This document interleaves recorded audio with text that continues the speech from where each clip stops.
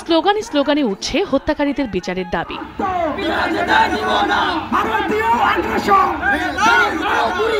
বিএসএফের গুলিতে কুড়িগ্রাম সীমান্তের কাঁটাতারে কিশোরী ফেলানী হত্যা সহ সীমান্তের সব হত্যার বিচার আন্তর্জাতিক আদালতে করার দাবিতে পালিত হচ্ছে লং মার্চ কর্মসূচি। জেলা শহরের কলেজ মোড় থেকে প্রথমে পায়ে হেঁটে এবং পরে ভ্যানে চড়ে শুরু হয় লং মার্চ। দীর্ঘ ৩৫ কিলোমিটার সড়কে বেশ কয়েকটি পথসভায় বক্তব্য রাখেন জাতীয় নাগরিক কমিটির মুখ্য সংগঠক সার্জিস আলম।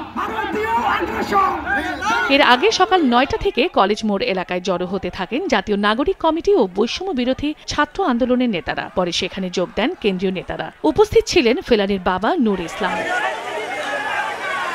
এ সময় সার্জিস আলম বলেন, সীমান্তে নতুন হত্যাকাণ্ড ঘটলে লং মার্চ কাঁটাতার ভেদ করে যতদূর দৃষ্টি যায় ততদূর যাবে। আগামীতে ক্ষমতায় এসে কেউ অন্য দেশের দালালি করলে পরিণতি শেখ হাসিনার মতো হবে বলেও সতর্ক করেন তিনি। বাংলাদেশের যারাই ক্ষমতাতে আসুক না কেন, তাদেরকে শুধু একটি কথাই বলতে চাই, ক্ষমতাকে আঁকড়ে ধরার জন্য আপনাদের মধ্যে কেউ যদি কোন দেশের কিংবা কোন গোষ্ঠীর দালাল হন, তবে আপনাদের পরিণতি ওই খুনি হাসিনার মতোই হবে।